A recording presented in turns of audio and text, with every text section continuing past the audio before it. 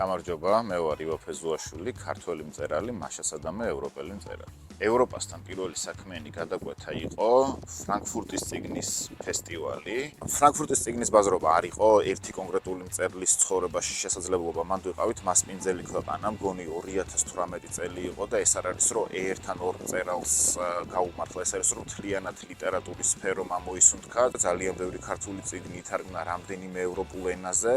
და ქართული ლიტერატურა თავიდან აღმოჩნდა ევროპის რუკაზე.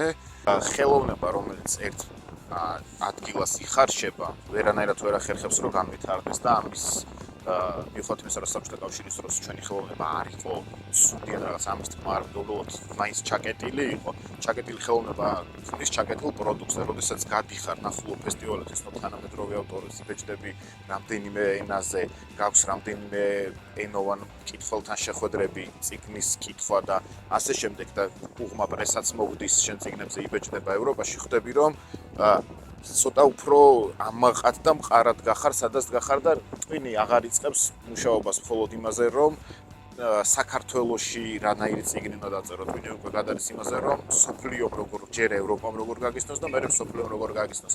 საქართველოში ლიტერატურულ კონკურსში გამარჯვება თუ ნიშნავს წიგნისთვის ცნობადობის მომატებას და უფრო მეტ გაყიდვებს, ევროპულ კონკურსებში გამარჯვება არის თითქმის გარანტირებული თარგმანები. როგორც კი გადიხარ ევროპაში, როგორც კი ესწრები ევროპულ ფესტივალებს, როგორც კი იცნობ თანამედროვე ევროპელ ავტორებს, პირდაპირ არა, მაგრამ რაღაცნაირად ილექება და ცოტა სხვანაირი პერსპექტივებს ცდილობ რომ მოეჭიდო და ცოტა სხვანაირი გახადო შენი ლიტერატურა. იმიტომ კი არა რომ ეს დაკვეთა ან რაღაც უბრალოდ თვალსაძიერი ფართობები.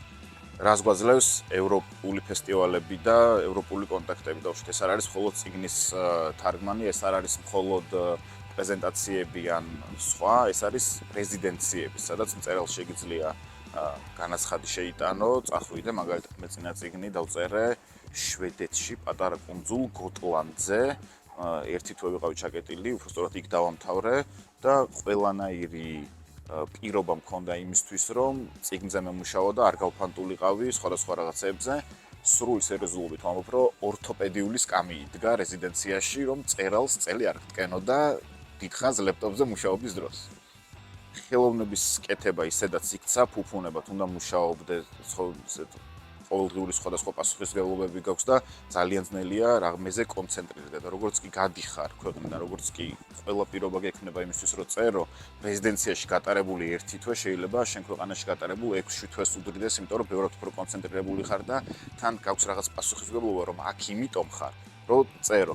თარგმნელების პრობლემაც არის, რომ მაგალითად ბულგარულ თარგმანზე რომ საუბრობ, ბულგარული თარგმანი ქართულიდან ბულგარულად კი არ ითარგმნება, bridge language ინგლისურს იყენებენ რომ ითარგმნოს, იმიტომ რომ ესეც კი არ არის, ჯერ ბულგარულად თარგმნელიც კი არ ყავს.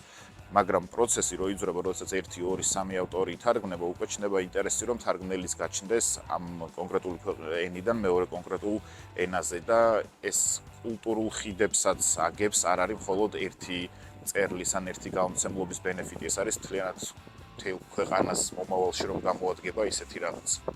ორმხრივი ბენეფიტი რა არის, რომ დაუშვათ ჩვენი კულტურა გაგვაქვს და ევროპისთვის ბენეფიტია, რომ სრულიად ახალ კულტურას ეცნობა. შესათავაზებელი რამდენიც ჩვენ გვაქვს, არ ვიცი, მართლა ძალიან ცოტა ქვეყანას აქვს რა. სწორად დაგეგმის და პროცესის სწორად წაყვანის შემთხვევაში და თუ ამაში შენივე ქვეყანა ხელს არ შეგიშლის, თუ შენივე ქვეყნის ხელისუფლები, ძალიან დიდი შანსია, რომ საქართველოს ევროპაში იქცეს ახალ მარგალიტად, რომელსაც აღმოაჩენენ და ახალ ინტერესის ობიექტად.